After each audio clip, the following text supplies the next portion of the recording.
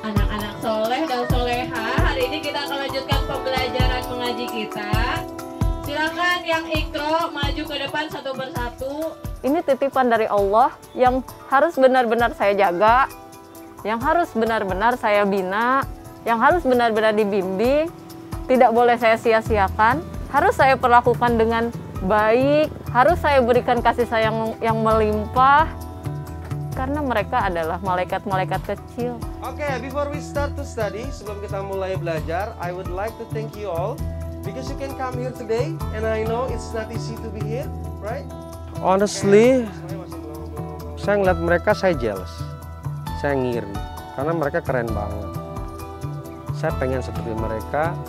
Saya nggak mau ketinggalan keren sama mereka. Ketika kita meninggal, kalian masuk surga berdua, saya ketinggalan. Ini rapihin ya, kita rapihin ya.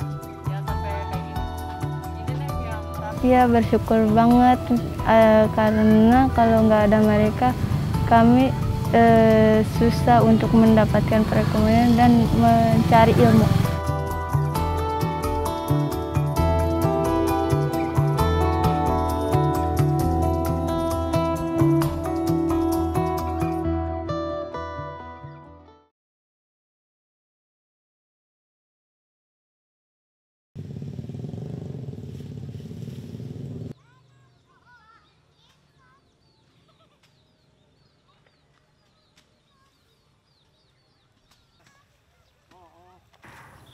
Untuk mata pencaharian warga Kampung Salimah ini, pada umumnya memang kepala keluarganya kebanyakan adalah buruh tidak tetap. Kebanyakan memang mereka terjun di bagian bangunan. Bangunan yang kadang ada, kadang tidak ada. Itu tetapnya. Lalu di sini juga ada pula beberapa yang tidak bekerja. Ada yang bertani karena posisinya lahan juga terbatas, ya yang bertani juga masih belum memadai untuk keluarganya sendiri. Anak-anak. Sehat? Kumaha dagangna? Kalau anak-anak literasinya harus lebih digiatkan lagi, karena kan memang kesadaran dalam membaca itu butuh perjuangan. Untuk mendorong anak-anak cinta baca, cinta belajar itu sangat menantang sekali kalau di perkampungan-perkampungan. Nah, bagaimana caranya di sini? Ayah pun menyiasati supaya mereka mau semangat untuk literasi, semangat membaca, semangat belajar, melakukan hal-hal yang baru, berinovasi, meskipun ya kami latar belakangnya hanya di perkampungan. Kita nyanyi yuk, hari-hari yuk, yang suka diajarin di Baitul Quro. Coba 1, 2, 3. Sunday, Monday, Tuesday, Wednesday. Concern saya adalah bagaimana merubah paradigma mereka, mindset anak-anak, bahwa kita juga harus maju. Dan saya akan menjadi jembatan itu untuk mereka. Alhamdulillah, Abah, jadi budak teh lamun datang ka ditu teh iya refreshing cenah. Kan ayeuna mah emang belajar bahasa Inggris setiap jam 2. Alhamdulillah ngomongna ayeuna mah bahasa Inggris. Ya seberapa murid ayeuna? 132. Eta nu seueurna mah yatim emang. Yang paling penting untuk dibenahi adalah pemberdayaan masyarakat itu sendiri. Karena dengan diberdayakannya mereka untuk menjadi masyarakat yang produktif, ya itu tadi, ekonomi pun di kampung ini bisa tumbuh. Dan tidak ada lagi mereka yang tertinggal, mereka yang kekurangan secara ekonomi, mereka yang tidak bisa sekolah, ataupun yang kekurangan secara makanan seperti itu.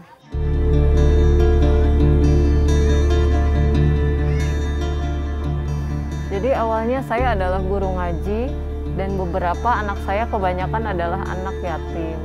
Waktu itu ada beberapa anak kami yang tidak bisa masuk ngaji. Saya bertanya kenapa ABC ini tidak ada. Lalu jawaban dari teman-temannya yang lain adalah bahwa mereka sedang di rumah menangis saat itu tidak bisa makan karena nggak ada nasi untuk dimakan. Saat itu saya langsung merasa bersalah sebagai orang terdekatnya.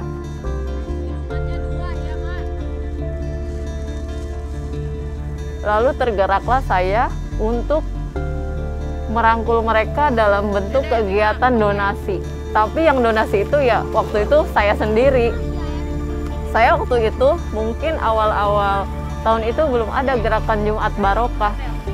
Saya baru bisa memberikan sedikit yang saya punya, selain ilmu, juga saya berbagi berupa nasi dan juga sedikit ala kadarnya uang jajan gitu ya. Karena menurut saya ini sangat dosa sekali menurut saya kalau saya melihat hal tersebut, tapi saya belum bisa membantu mereka. Pada saat itu saya hanya baru bisa melaksanakan kegiatan berbagi seminggu sekali, itu pun dari hasil saya berjualan online dan sedikitnya dari gaji kami berdua, suami dan saya sendiri. Waktu itu baru bisa 15 anak, dan kami memulai itu semua karena memang anak-anak ini sangat membutuhkan. Kami pun tahu kapasitas kami, penghasilan kami hanya seperti ini.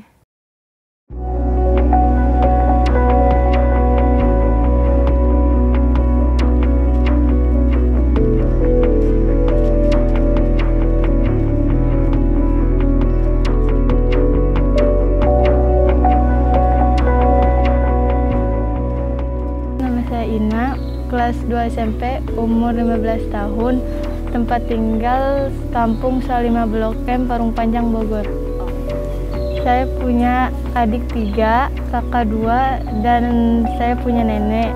Ibu saya membantu-bantu di sawah.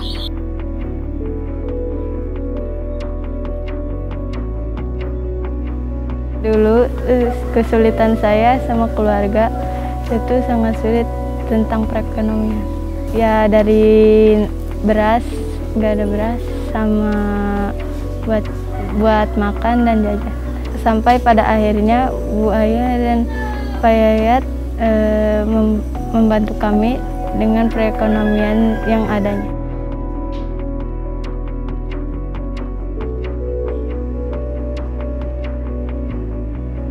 Penting banget pendidikan, karena pendidikan bisa menjalankan untuk kedepannya buat sukses. Kalau mau jadi orang sukses itu harus belajar dan bersekolah. Apa kabar semuanya? Alhamdulillah.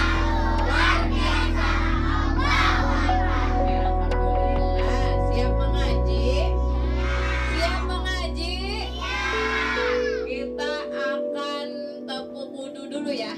Tepuk wudu masih tepuk wudu. Anak-anak yang tergabung di sini adalah anak-anak yang latar belakangnya memang bagi saya cukup membuat saya merasa menyayangi, sayang ya.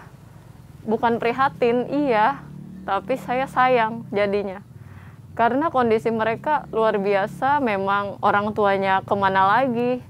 Ada di sini yang namanya keluarga Teh Asmaria, anak yatimnya begitu banyak. Dari kecil-kecil kami bina sampai mereka sekarang ada yang sudah SMP gitu. Silakan yang ikro maju ke depan satu persatu, nanti Ibu absen. Yang lainnya silahkan menghafalkan bagian-bagian yang mana yang belum kalian setorkan ke Ibu. Sekarang yang maju duluan adalah... Memang terlalu berlebihan saya beri nama istana. Saya hanya berharap ini bisa menjadi wadah untuk anak-anak agar tawa, ceria, mereka bangun di tempat ini meskipun orang tua mereka sudah tidak ada. Dan saya berharap mereka jangan bilang kehidupannya belum lengkap, karena ada saya dan suami yang siap jadi orang tua mereka, orang tua pengganti. Saya hanya ingin mereka mengatakan hidup mereka lengkap dengan mereka dirangkul di istana yatim piatu duata Baitul Quro.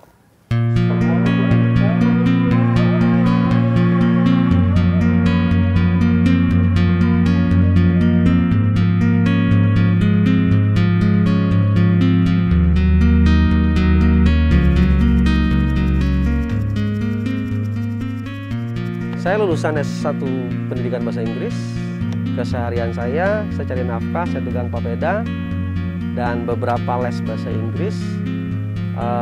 Bahasa Inggris juga banyak yang gratis malah.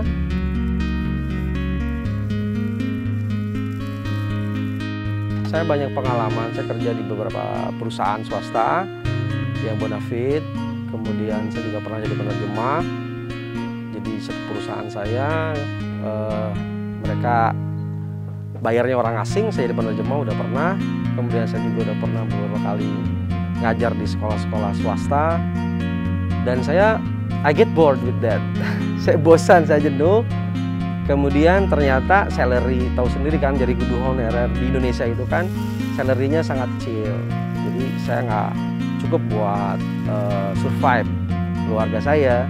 Sementara saya udah punya anak 2. Makanya saya ganti profesi, ya sudahlah saya dagang papeda. Kemudian karena saya basicnya ya memang saya pendidik, saya melihat di lingkungan saya, mereka kesadaran akan pentingnya pendidikan itu belum ada. Saya buka juga les bahasa Inggris. Gitu. Alhamdulillah, yang masuk banyak, yang bayar sedikit. Gitu. Akhirnya ya udahlah, saya gratisin aja. Itu sih awalnya. Intinya sih saya sudah bosan dengan kegiatan activity yang formal. Saya senang yang saya bisa communicate with other people, saya bisa ngobrol, saya bisa jalan kemana aja, saya nggak tertekan, nggak terikat waktu. Itu sih sebenarnya. Mister, gimana perkembangan anak-anak belajar bahasa Inggris? Anak-anaknya keren. Mereka, saya juga nggak nyangka mereka cepet banget ya. Iya. Terus terang dari berbagai tempat yang saya ngajar, Baitul Quro ini satu-satunya yang memang saya lihat perkembangannya cepat gitu. Cepet ya, karena mungkin ya dari kitanya tulus ya, mungkin dari ibu bapak juga udah ngasuh anak-anaknya dengan baik. Next program saya kalau bisa nanti kita mau bikin kayak hari bahasa gitu. Wah iya, jadi mereka dialognya benar-benar pakai bahasa Inggris. Bahasa Inggris benar, saya juga setuju iya, termasuk iya, kita. termasuk kita betul. Nanti ada rencana mereka beli papeda pun pakai bahasa Inggris. Oke, benar. Awalnya saya lihat Istana Yatim Baitul Quro ini mereka kok keren gitu ya. Ada 2 orang, guru honorer juga, kayak saya dulu. Tapi mereka mampu mengurusi anak yatim dengan segitu banyak dan segitu ribetnya. Dan mereka berhasil. Nah, kemudian saya pun sama, saya punya satu keinginan untuk menciptakan generasi yang memang secara ilmu pengetahuan hebat gitu. Khususnya di bidang saya, bahasa Inggris. Nah, kebetulan saya ketemu mereka, saya sih yang menawarkan diri. Saya menawarkan diri kepada mereka welcome, dan ternyata orangnya hangat, penyayang, dan oke lah saya ikut. Oke, before we start to study, sebelum kita mulai belajar, I would like to thank you all because you can come here today. Yang pertama itu seru banget, mereka nggak tahu, saya datang pertama bawa motor, bawa gerobak. Dan Bu Ayah juga nggak memperkenalkan saya bahwa saya guru bahasa Inggris di sini nanti. Jadi itu seru. Mereka kaget, mereka beli papeda, bahasa Mamang itu kan biasa untuk pedagang kita kecil gitu kan. Tapi ketika saya selesai waktunya belajar bahasa Inggris, saya naik ke atas tempat belajar itu, mereka langsung matanya tuh aneh gitu. Itu seru. Itu pengalaman yang keren banget dan itu saya nggak bakalan lupa. Itu sih yang paling keren. Indonesia is big and beautiful country. Indonesia has thousands of islands. Alhamdulillah Mr. Boni itu pertama kali datang ke sini ya mengatakan berdonasi dengan finansial mungkin belum mampu Bu Ayah, tapi saya punya kemampuan bahasa Inggris yang bisa saya tularkan kepada anak-anak, yang bisa saya ajarkan kepada anak-anak walaupun sedikit. Nah, saya di sana merasa sangat terharu karena sulit mencari orang-orang yang tiba-tiba datang ingin ingin juga memberikan perhatian kepada anak-anak itu sangat sulit sekali dicari, apalagi mereka itu sangat konsisten. Teman-teman yang mengajar di sini, mereka tanpa dibayar dan mereka komitmen dengan waktu mereka sendiri untuk mengajarkan anak-anak. Kan bahasa Inggris itu pelajaran yang luar biasa, kalau misalkan dimaterialkan itu mahal juga mungkin ya.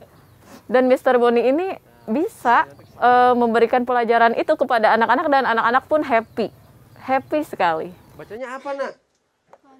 Country. Keren. Bener apa salah? Benar. Oke, jadi semuanya 1, 2, 3. Oke, tepuk tangan. Indonesia is big and beautiful country. Keren. Indonesia. I'm so proud of them. They can speak English fluently, just like I hope. Saya bangga banget sama mereka. Mereka udah mulai, "Hi, Mister." Saya nanya, "What's your name?" Oh, udah keren banget. Dan itu tanpa terasa sedikit air mata saya menetes, tanda saya bahagia bahwa I made it. Saya berhasil gitu. Tapi ini cuma step pertama. Mudah-mudahan mimpi saya, mereka adalah cikal bakal kampung Inggris, the next kampung Inggris di Kecamatan Parung Panjang, khususnya Kabupaten Bogor secara luas, dan anak yatim secara umumnya. Dan saya yakin mereka bisa.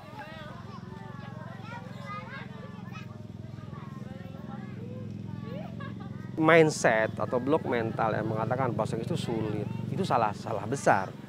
Dan saya sudah buktikan ke anak-anak yatim di sini yang notabene memang di kampung, pojok banget, mungkin di Google Map juga ada atau nggak ada gitu kan. Tapi mereka mampu, makanya saya selalu bilang, pertama saya kalau ngajarin ke anak-anak itu, kita satuin persepsi bahwa English is easy. Bahasa Inggris itu gampang, mudah. Sabun bahasa Inggris. Dan saya punya prinsip satu, impossible is nothing. Nggak ada yang nggak mungkin. Kalau kita mau, pasti bisa. Dan saya yakin semua orang bisa dengan latar belakang apapun. Yang penting punya mau, punya niat, dan mau belajar. Itu aja cukup.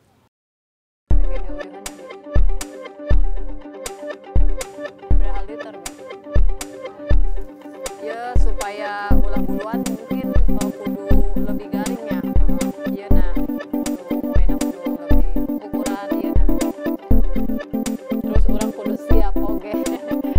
Lamun aya nu pesen, siap.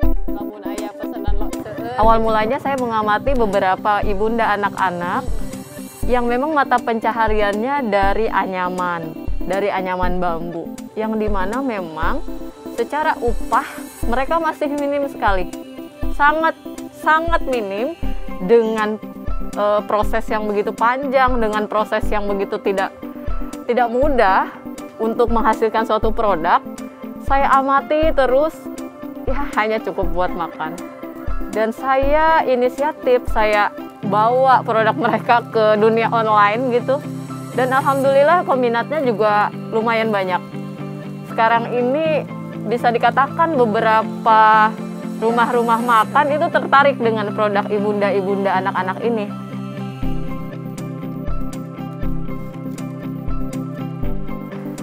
Cara membangun semangat mereka untuk tetap berlangsung ya dengan cara terus didampingi.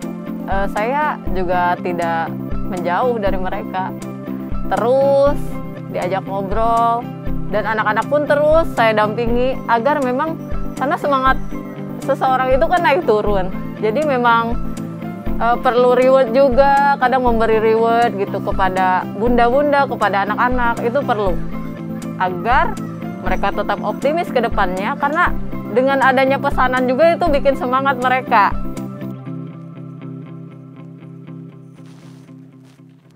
Mak, kernaon? Kumaha dagangna? Laris. Laris belajar dagangna. Sampai mata saya terpejam dipanggil Allah, saya akan terus konsisten dengan Baitul Qura. Ketika ada satu komentar yang masih terus ada, saya lelah di situ. Kenapa ya? Kadang berbuat baik juga, tetap aja dikomentari miring gitu. Tetap aja ada yang nggak suka. Saya mau nyerah, udahlah saya capek gitu. Tapi kembali lagi, saya ingat anak-anak. Saya ingat mata anak-anak. Saya ingat tawa anak-anak.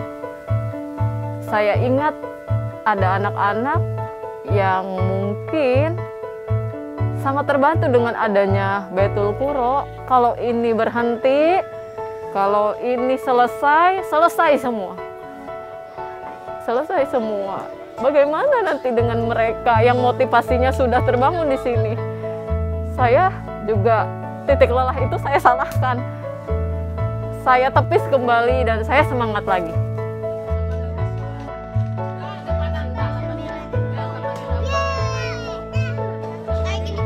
Ya bagus banget karena gak semua orang peduli dengan keadaan kita.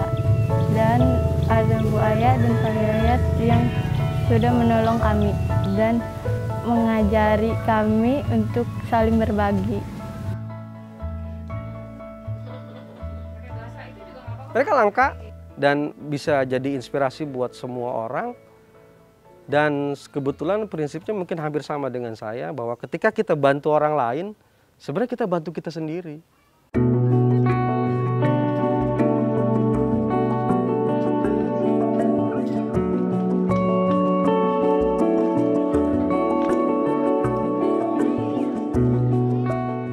Ya, saya ingin menjadi orang sukses agar bisa menolong orang lain yang sangat membutuhkan.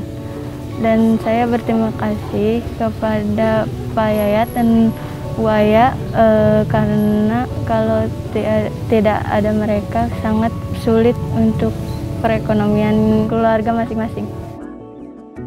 I am proud to be Indonesian.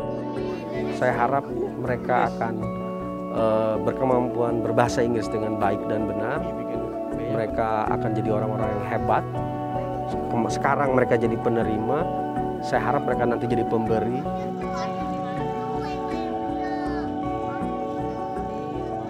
Mereka adalah generasi emas, harapan bangsa. Mereka punya kesempatan yang sama seperti anak-anak yang lainnya.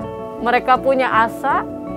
Semoga dengan adanya Baitul Quro, harapannya mereka bisa sukses di masa yang akan datang. Bisa menjadi orang-orang yang mandiri, berdikari, tangguh, dan juga menjadi orang-orang luar biasa ke depannya. Menjadi orang-orang yang besar, menjadi orang-orang yang hebat, orang-orang yang dicintai banyak orang. Mungkin bisa melebihi kami, saya dan suami.